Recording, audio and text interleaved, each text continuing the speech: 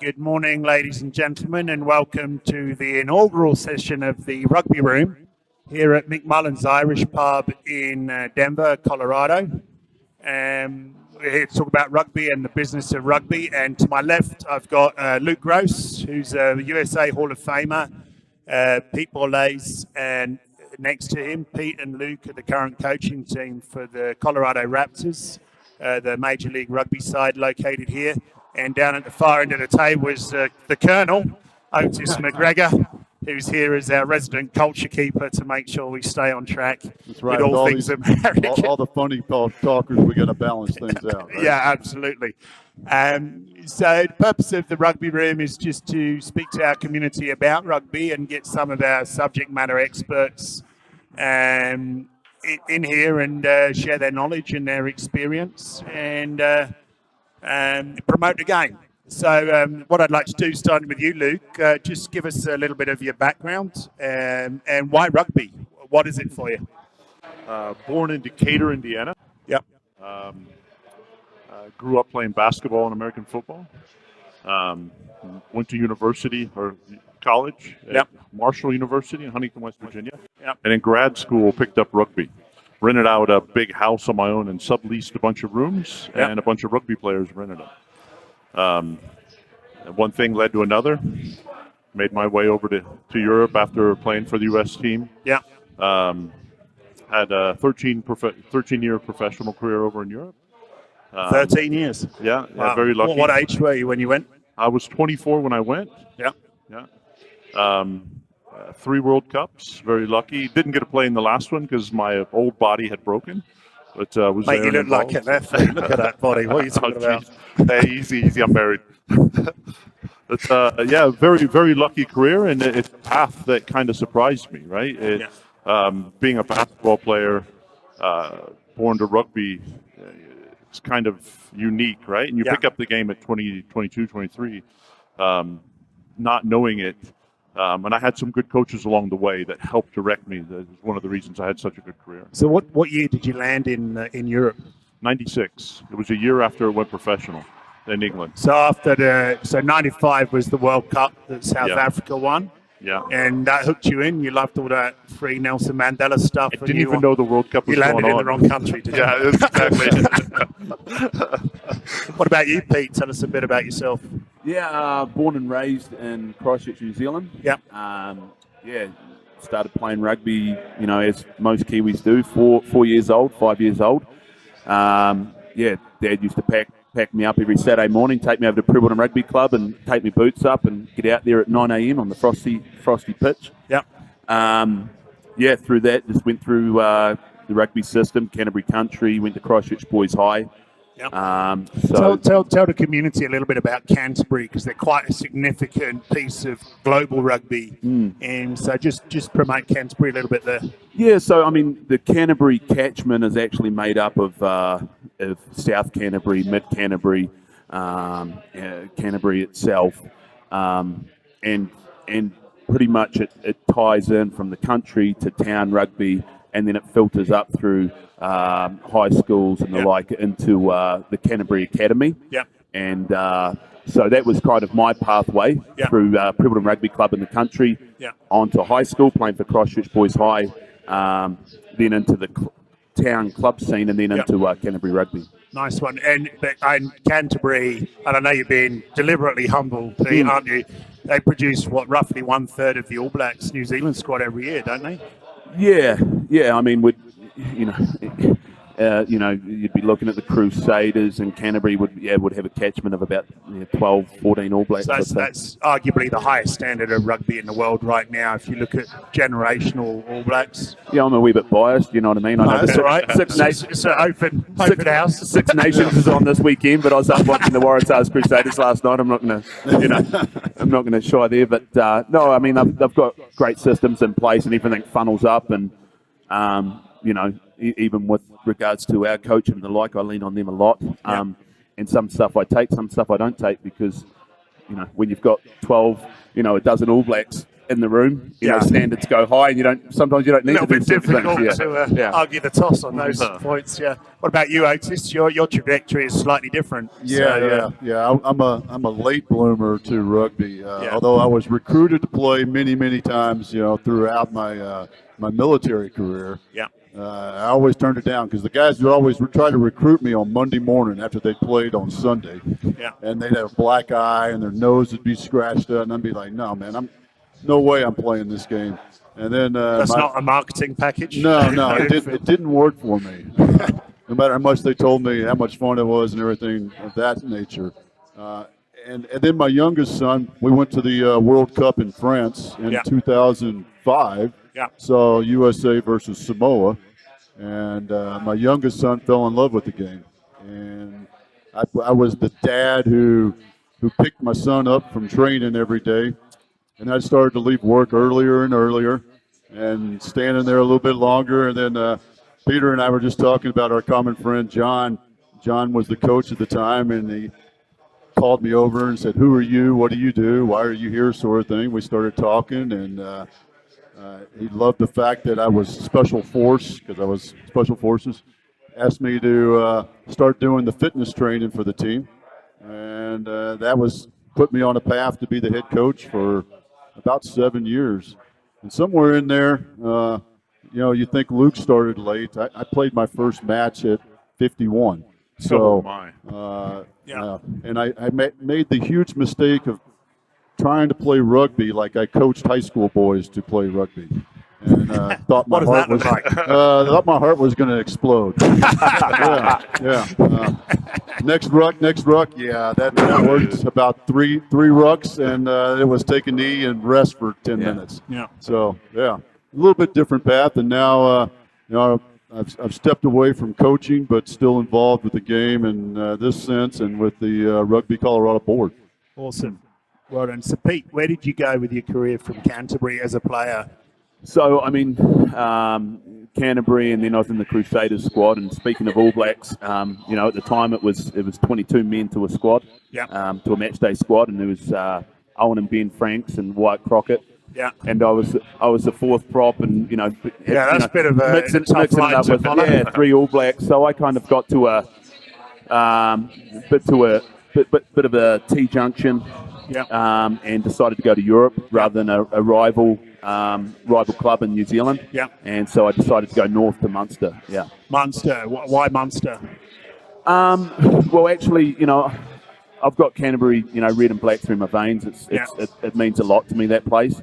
And it was actually, like I said, going to Otago or the like, or a rival team just didn't sit well with me. And actually, I was talking to the Melbourne Rebels at the time, and a guy by the name of Greg Somerville was coming back from up north. So I'm like, well, again, I'm competing with All Blacks. So Munster was the natural fit for me at the time. Yeah. And what position did you play? Tight head, and moonlighted as a loose head at times. So tight head moonlighting as a loose head. In simple English, what does that mean? Explain to our audience. So it means I should have been a loose head from the start, because halfway through my career I realised it was a lot easier than tight head. But no, I mean, so tight head, obviously you've got a prop on the outside of you, and you've got the hooker. So you've got pressure coming from both sides. Yeah. A loose head, you're on the other side, so you've only got that one shoulder to work angles. So ultimately, you should be getting through more work. Got to dig into you a little bit there. So technicalities on props a technical position in a game of rugby, in the 15s game. Yeah. So you're playing in the scrum. Yeah. So, and again, just bearing in mind that most of our consumer audience here new to rugby, so just maybe using the shot glasses. Yep. What does the scrum look like? What does it do? And where was your role in there? Okay, so, this is called the tight five. This is the front row. Yeah. If we grab some more shot glasses, so we've got prop, hooker, prop, lock, blind side flanker, number 8, open side flanker. Yeah. So if this is a sideline, the tight head prop's job is to try work that right-hand side up. Now what happens is when he works that right-hand side up, it takes their loose forward out of play, and as well as their number 8. So if we're to this sideline here, they've got a great opportunity to launch. Yeah. So I was reading somewhere statistically when a scrum occurs, particularly at tier 1.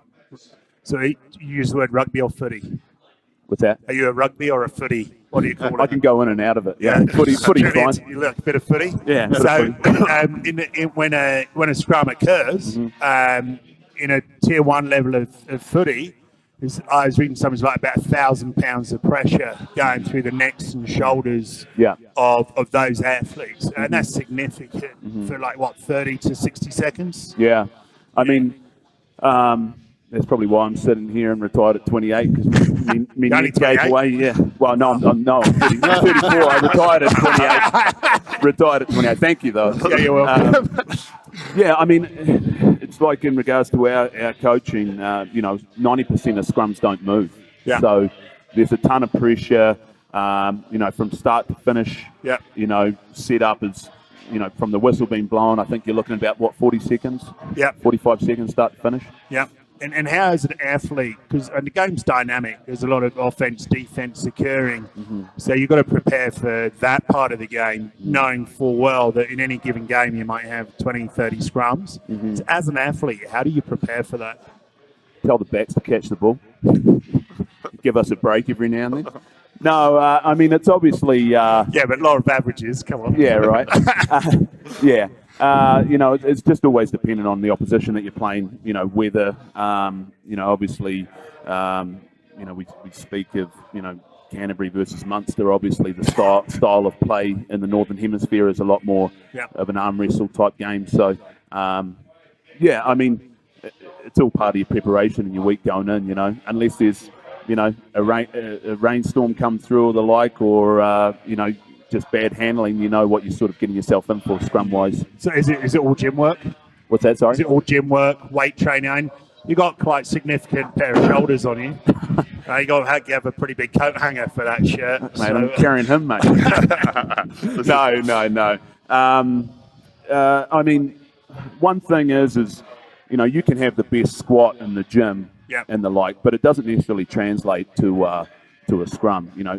Ton of fitness needed for a scrum and a ton of technique. Yeah. Technique always wins. Obviously, if you've got fitness, technique, as well as good strength, you're in a good position. Yeah. So one of the things I love about rugby is the fact that it's going nonstop, and then all of a sudden, bam, it stops, and you've got to change your mindset for this one event in a set piece sort of way, and particularly in a scrum, like you were just touching on, is the technicalities and the mindset and then the fitness of it. So I'm curious, when that whistle blows, the referee gives the signal that it's a scrum.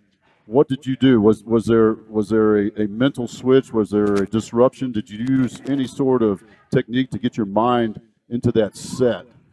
Well, I mean, first thing I would do was clear my studs. That was always my first part of my process. But like Angus mentioned, a lot of people look at scrums as 8 to 12 seconds or the like. But as soon as that whistle blows, especially as a front rower, you've got to be getting into that mindset of your process, your setup. Getting with your hooker, taking that space. Transfer. Being able to transfer that power across. So yeah, for sure. Mentally, I'd take a deep breath and.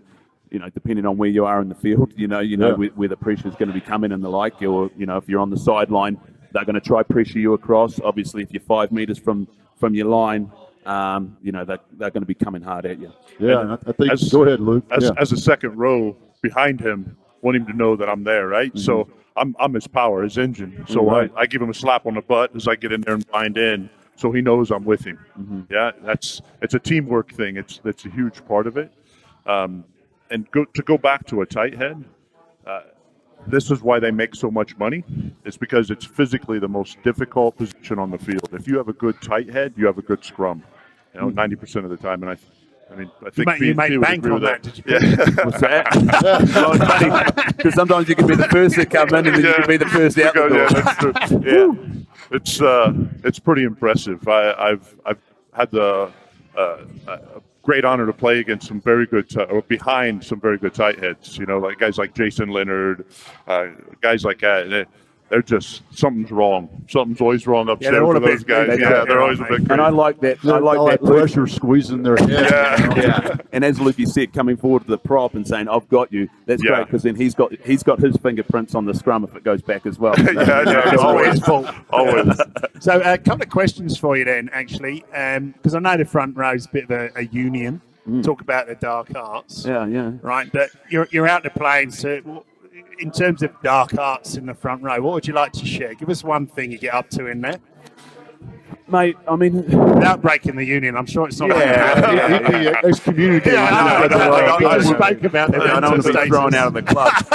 I mean, it's forever changing. You know what I mean? It's the game's evolving so much that, like, I mean, even 10 years ago, like I said, it was 22 match day squad, and you'd be the third prop on the bench going, well, am I coming on to tight head? Am I coming on to loose head? Who's switching over?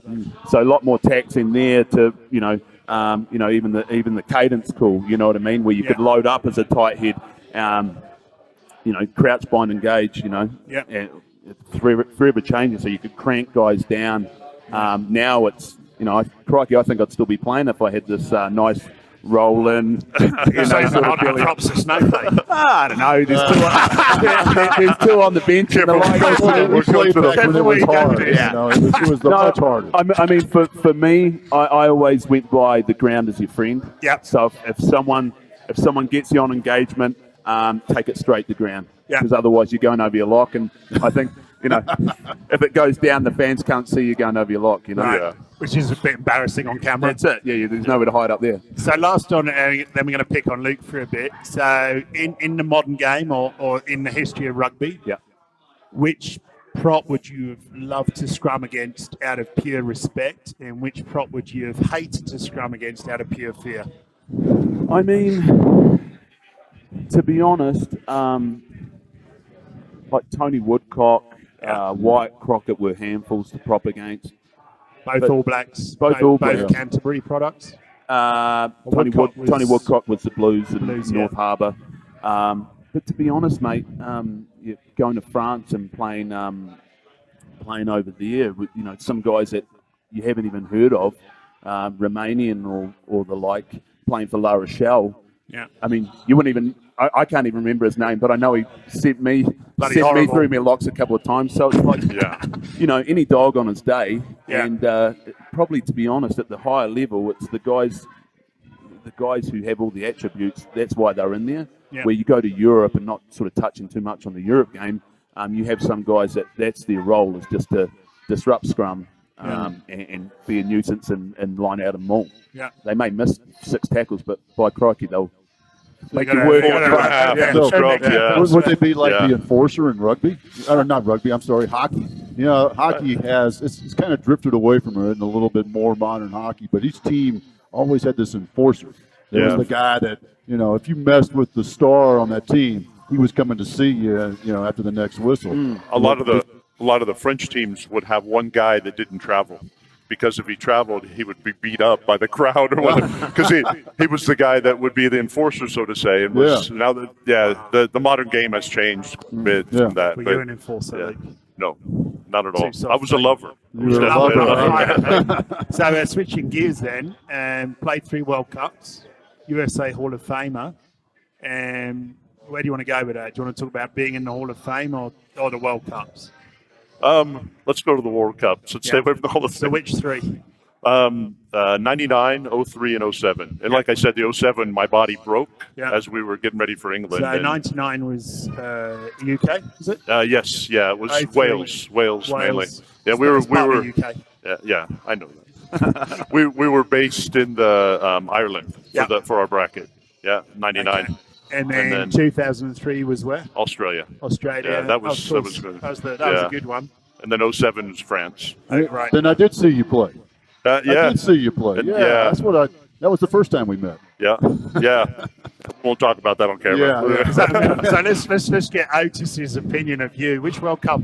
That was the 2007 World Cup. In France. I didn't And play. you- I didn't get to Oh, play. I thought you did play. Yeah, no, my body broke. Oh, So, okay. old man at that stage. I was the oldest guy in the World Cup.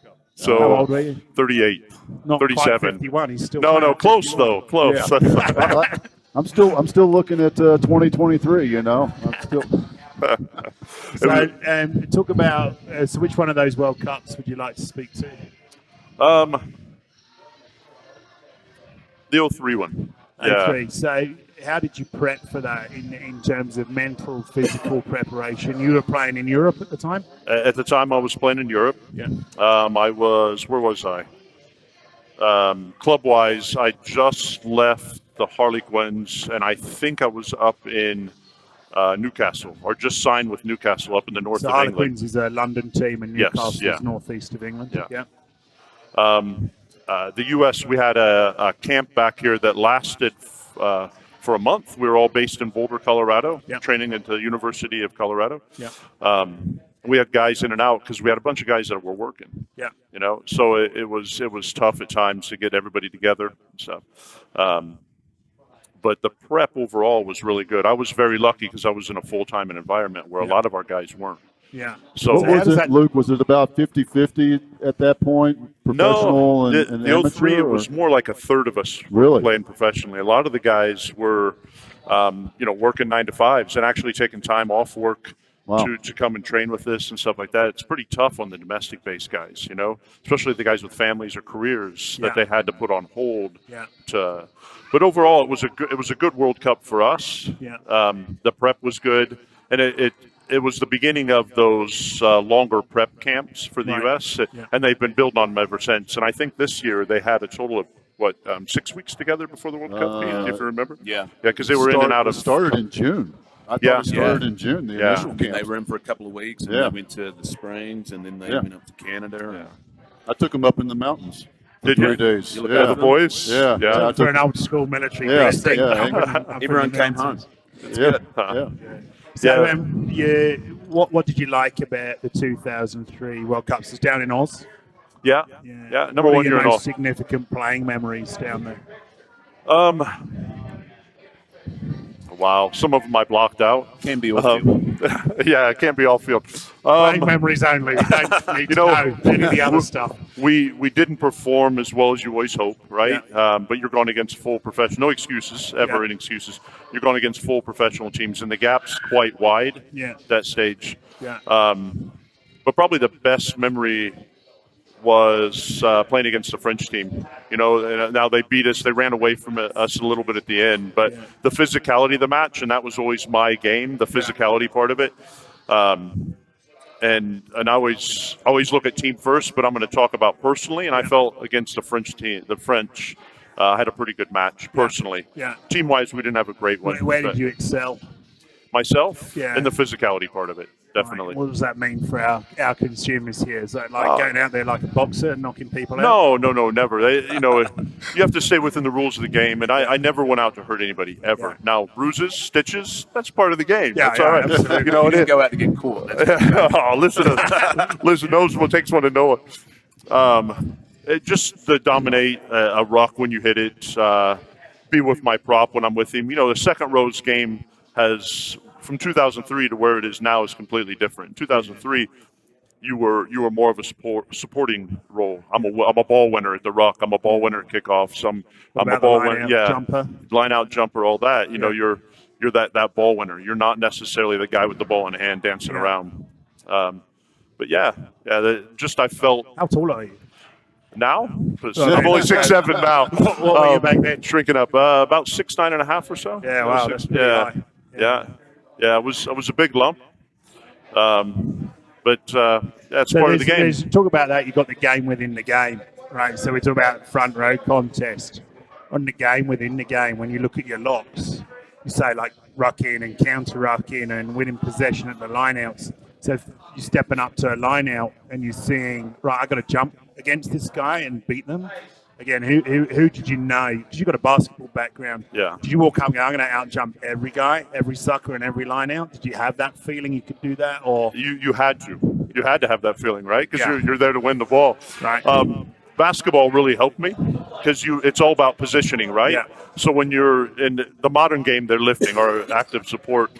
It's about when you jump, it's how to manipulate your body to get in front to win that ball, both defensively and in attack, right? Yeah. Especially when you're under so much pressure. It's not very often in that World Cup that you got clean lineouts. You know, it was always a battle. You know, and the modern game, there's so much more movement and so.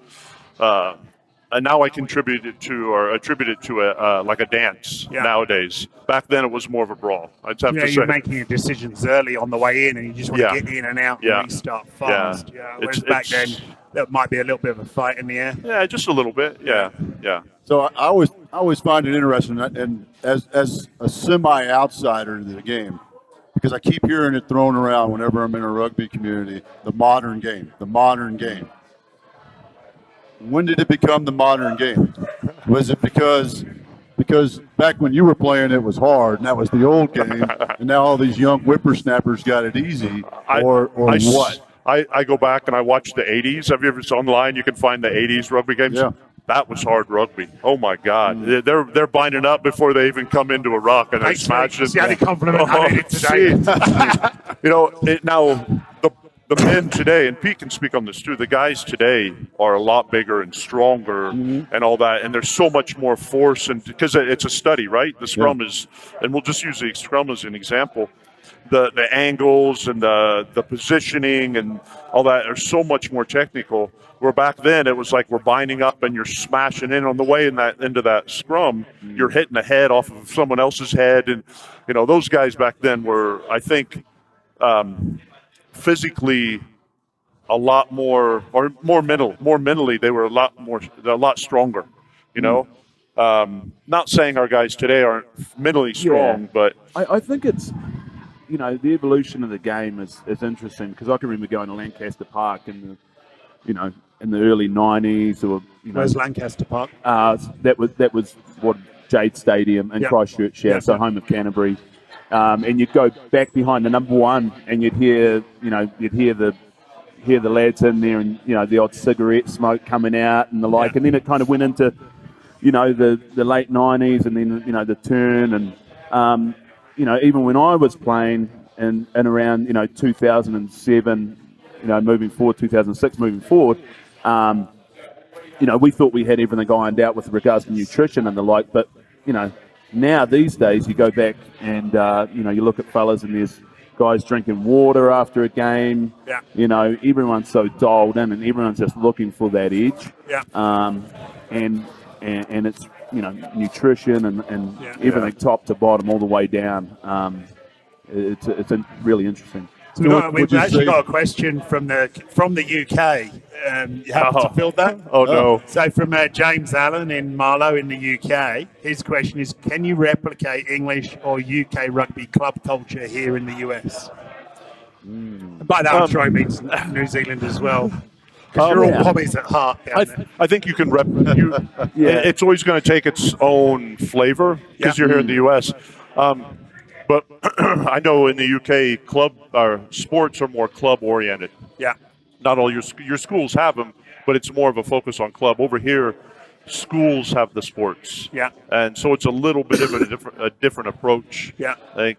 But you can have a club, definitely. It's really interesting, and it's a good question, because when I got here 7 years ago, I was just coming from New Zealand, Ireland, and the like, where you're just so used to having everything. Your club rooms, Mary in the kitchen cooking up the after-match function and the like. When I landed here and I went to my first club game, and you're changing out the back of a car or the like, and then you go to like a San Francisco Golden Gate. And it's like, well, these guys have club rooms, And then you go to like an Austin Blacks. These guys have a club room. It's like, you go to Santa Monica, crikey, you don't actually think as a foreigner, you're like, where's the club rooms? Well, I mean, what does it cost for land, and A for a pitch and B for a clubhouse, and LA, so it's like you've got to look at the perimeters. So if you're in Des Moines, Iowa, or Iowa Falls, Iowa, maybe you can have a clubhouse on some land because it's affordable. In Denver, I don't know, maybe it is just renting the field or the like, and then coming back to a McMullins for a pint. It's quite an interesting challenge, because if you look at the average age of a World Cup winning team or a Tier 1 team that's fully professional, you've got to have that bridge from club to college to full-time professional. And so how do you do that? And let's maybe come at that through an MLR lens, because you're both in the MLR. How do bridge that experience, that lack of growth, that lack of development without the club game? Well, to be honest, I mean, without going too deep into it, it's just my opinion. You've got to have that feeder coming up rather than hanging at the top and trying to pull up. Takes a lot of time. I mean, as in regards to preparing for the MLR season, you're so focused on recruiting and the like. Yeah. You actually need, you need funding for personnel, female or male, in place, connecting that pathway all the way up. And I think it's about getting people 10 years of under rugby balls in their hands and schools and the like, and then feeding them up and having a connection. Again, I think coming back to the original question was it's tough because you're trying to connect, Mark or Sue to the game, but you're saying, hey, come down to the pub or the like, where in New Zealand you've got a rugby club rooms where the kids are naturally playing on the field. Family, community. It is. So it's got to be organic, and you've got to try pull it through one way or another. Yeah. But, in Europe, soccer is the same way. Yeah. And having lived in Germany and my kids playing in the clubs and seeing that whole thing, right up to that edge of professional, and then stepping into the Premier. But the problem is really, and I don't know if I'd say it's not a problem, but it's the way our sports culture has grown up. Like you were talking about, Luke, we're in the schools. Our sports revolves around schools, both at the grade level and at the university level. Yeah. And I think that's where it has to grow. I mean, part of the love of rugby that we all love is the clubhouse feel and that camaraderie. But how do we bring that into the schools? Because when you look at other sports, at school-age sports, how the community comes around that sport and that high school, and they come out. It's not just the parents. I mean, especially if you go back to football in Texas where I grew up, and how the Friday Night Lights, the big movie, about West Texas and out in Odessa, and how that was the entire community supported that team every Friday night, which is the same as what rugby is with the club overseas. But how do we develop that sort of camaraderie in the school system to grow the game that way? I think that's where the foundation has to be. To be honest, I think it's a generational thing as well. I've got two boys. Players I coach. Atam Malifa's got a son. There is, I believe, an expat generation that's going to be coming through. But I think to your point, we've got to tap into the 10 years and younger and try and make them a part of something and have them bought in. Again, there's. It does take time, takes financials and the like. For someone like yourself, Pete, so for someone like you, Luke, you here, this is home. Yeah. So you that's, in terms of time investment, you're a lifer, right, and you're putting back into the game. But for you, that's a commitment to stay in the US and commit to growing rugby, the sport you love, in the US. So that's mentally and emotionally, that's a dislocation from the motherland that you've got to be willing to take part in. Mate, my wife's American. I'm both my sons are Kiwi Americans, so I'll the culture test. So I mean, I'm in here for the long haul. When I turned up 7 years ago, again, just understanding the landscape of American rugby. Within the first 6 months, I remember us being in Tampa, and we're with the USA under-20s, and again, you give up your day job for a week or so to go out and work with the boys, don't you? And you just do it for the love of it, And it brought me back to that, club feeling in New Zealand. But then you actually realise with the lads, you've only got a catchment of a certain amount of players that can actually afford it, or mum and dad are actually paying out the cash. Mark or Bob or whatever in the inner city of LA may not be able to pony up $400 to get to Tampa. So we really got to work hard on the business side of things if we want to build our backbuild process, pipelines, club culture, whatever that looks like. As you say, with an American flavour, the off-field business operations, I think, are pretty weak, to be honest. How do you feel about that, Luke? Because where did you go? I knew you were at Harlequins in London, then you were at Newcastle, Yeah, right? Both well-funded organisations. Knettley in Wales. Knettley in Wales. Then, Never mind. Yorkshire was in. Is that a part of a sentence? Did you do something wrong? They Knettley? sent you to Wales. I thought Who Wales. did you upset? Knettley actually was one of my favorite clubs. Yeah. It was absolutely incredible. It was very much a player-led place. You know, But again, their infrastructure is massive. everything is right there. Yeah, they have youth programs, women's teams, amateur men's teams. You know, everything's right there on site. So you those are three. I mean, Newcastle is funded in part by Sir John Hall, so that's a bit of sugar daddy money coming out of the soccer environment. The Harlequins got like 150 plus history and a treasure chest that's huge, and an acre of land just outside of Twickenham. You know, all white collar funding from two or three generations. And Llanelli, as you say, it's the cornerstone of Welsh rugby. So, how would you, looking at that and having experienced that, how do you think some of that could be replicated over here? It does. It goes back to the schools, right? You get it in the schools, and then clubs can develop in the off seasons of the school seasons. Yeah. You know, maybe as all-star teams or something like that. But there are clubs around that are like Golden Gate, like Austin, and actually Glendale. Yeah. Or not? Yeah, Glendale Rugby Club. You know, we're the home of the Colorado Rap. That's another club that has a youth program, women's teams, amateur men's teams. Yeah. You know, it can be replicated, but it's just going to take time. And I think it does go back to the schools. You've got to get kids playing at schools, and then use the clubs like All-Star. So we're lucky in Colorado, and we've got now first generation of rugby players whose first sport is rugby, and which is a massive cultural shift. But that's talking about standing on the shoulders of giants, because before I came in, there's people like Otis and people around who spent 10 years or more building that in. So that's sort of a cultural time shift. That's a major investment in people's lives. Yeah. And so it takes a lot of packaging, I think, from all of us to get involved. Well, there's plenty of models to do the combination, right? Because and when you step away from football is its own beast in itself. But if you look at the other sports that have really become big in the U.S. in the high schools, between volleyball, soccer, even basketball, the kids will play for their school, and then they'll play for a club also. And I think that's the real growth of the game. But it boils down to growing the population, and the only way you grow the population, to go back to the business of it, is the marketing aspect. How do I sell? How do I get that kid that's 8 years old, that's 9 years old, that wants to come out and play and continue to play?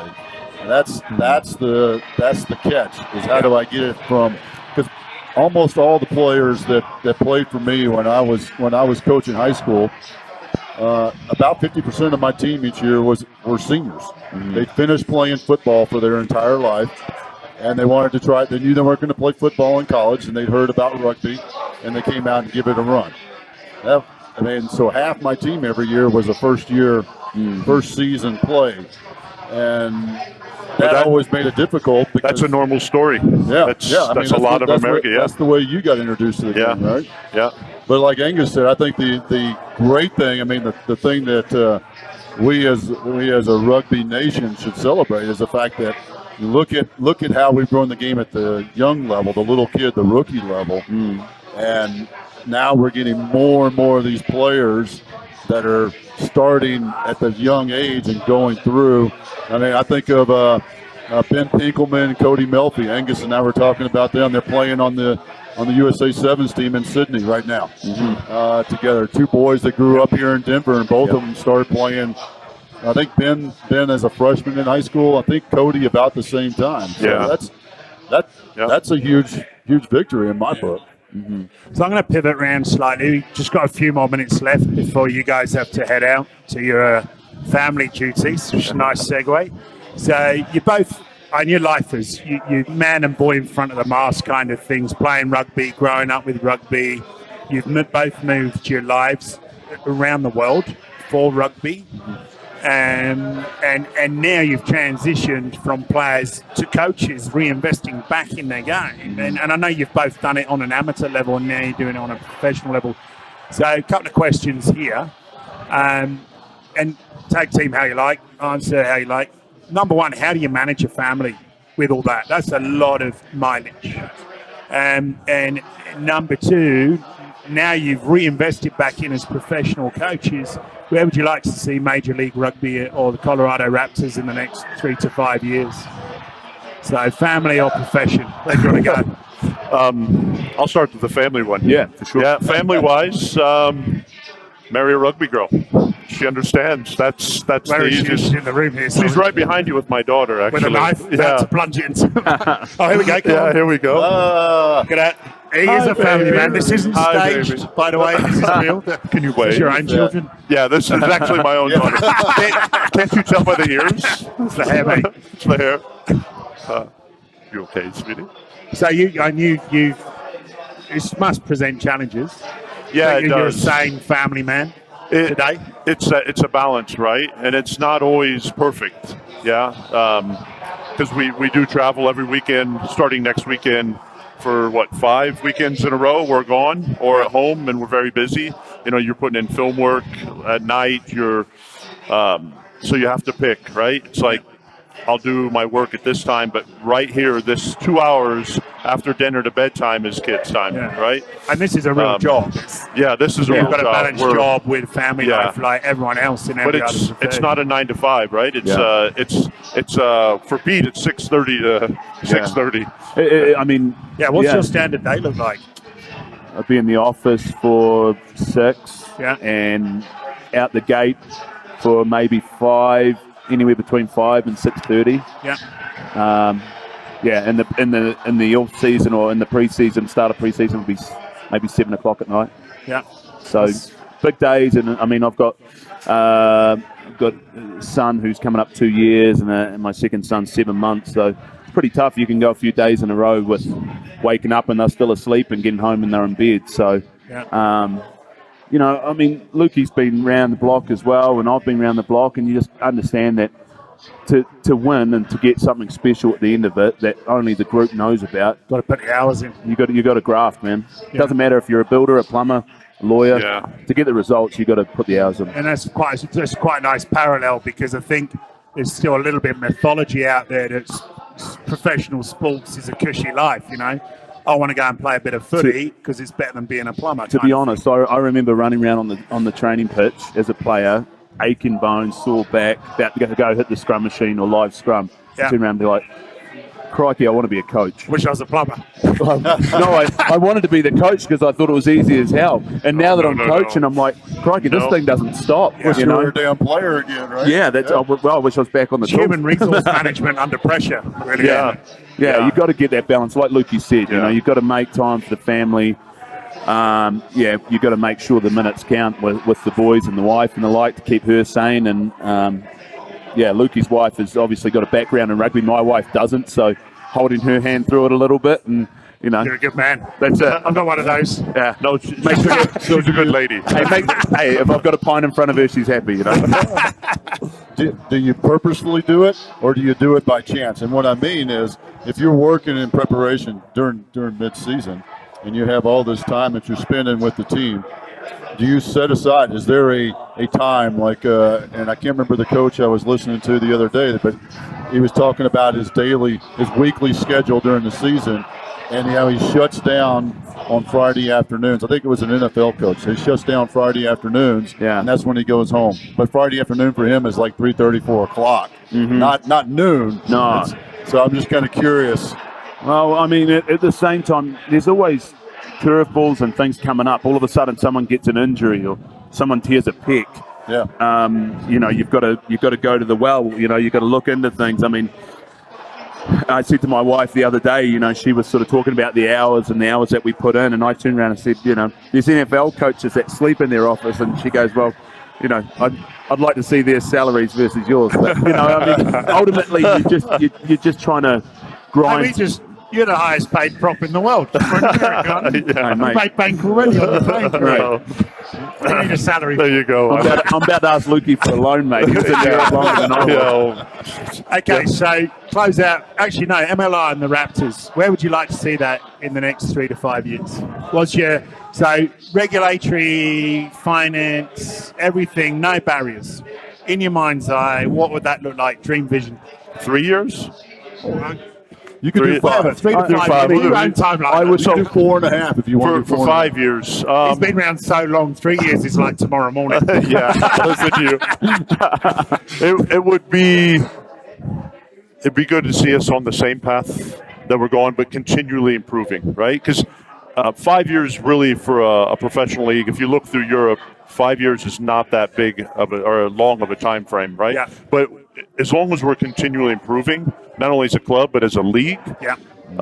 that's where I'd like to see it. Just constantly getting better. Simple, sustainable growth. Yes. Just Yeah. fine-tune. Yep. I would. Yeah. Too many outrageous decisions. Exactly. I would sort of expand on that a little bit, and I'd like to see them maybe taper towards the top league model in Japan without going too deep. I think I think now that the systems are in place, maybe we look at maybe not trying to drop a gear and speed on too much, and actually take a minute to breathe and let the game grow.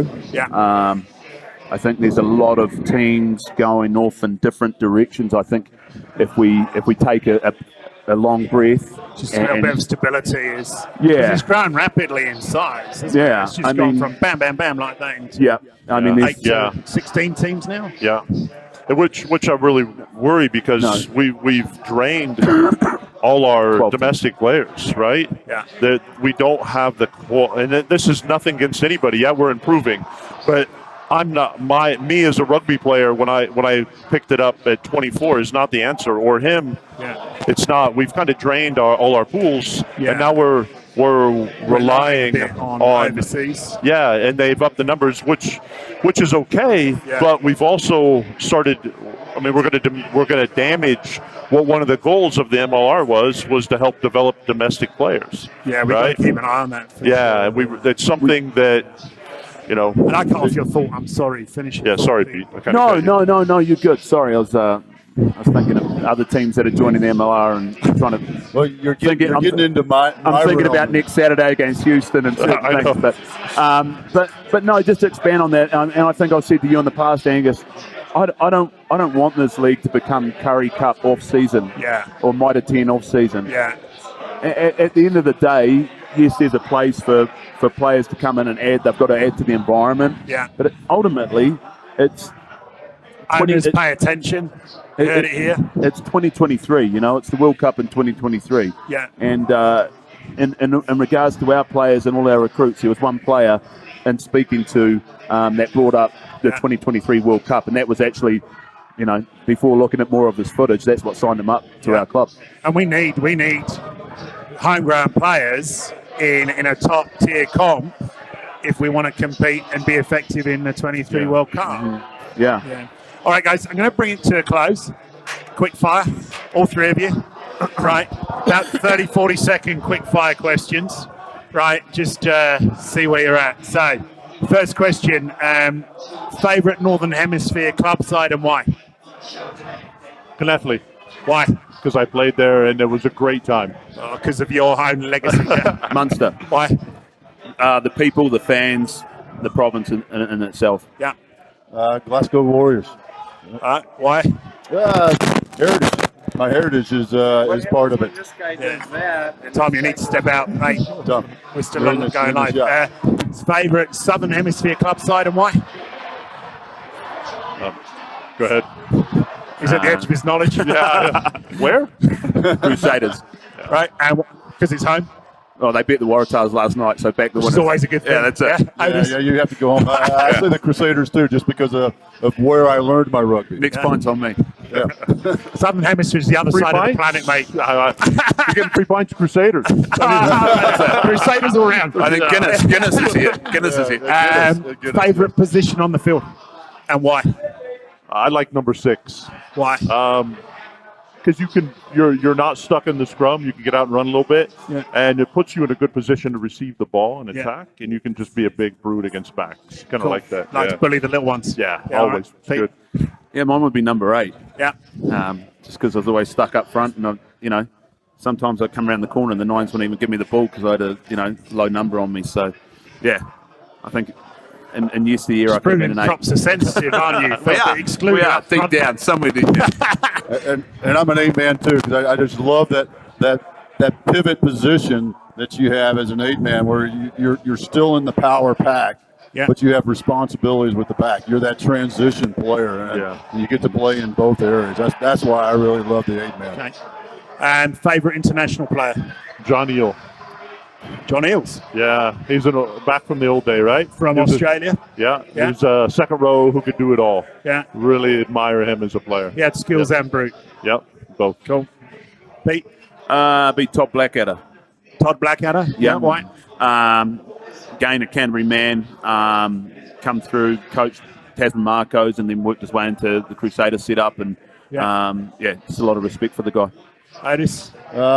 Richie McCaw, because here's a normal. Alienated a lot of people out in the world that's right now. okay. That's okay. I've done that all my life. But the leadership factors that here's a guy. If you passed him on the street and you weren't a Kiwi, you wouldn't know who he is. Yeah. And he's humble, and he has great leadership and great work ethic, and I admire that. Okay, last 3 questions. Favourite US 15s player on the circuit right now? Wow, that's a tough one.